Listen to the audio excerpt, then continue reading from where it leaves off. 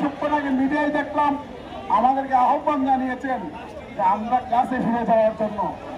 আমি এখান থেকে বলে দিতে চাই, আজহার সাহেব হয়তো 3 দফা মানবেন, না হলে আপনাকে বিদায় নিতে হবে।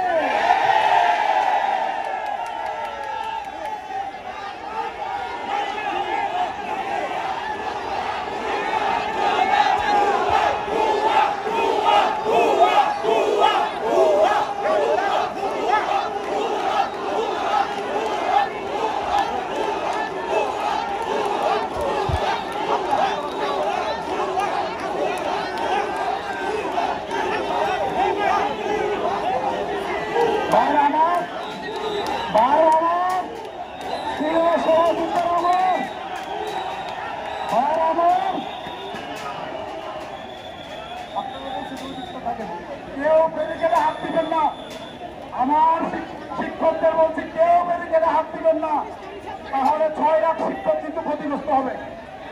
আমি সরকারকে বলতে চাই, প্রয়োজনে আপনার সে বিদায় নিবে, সচিব বিদায় নিবে, বাজেট নতুন করে হবে, কিন্তু শিক্ষকরা দাবি থেকে একটু লড়বে না।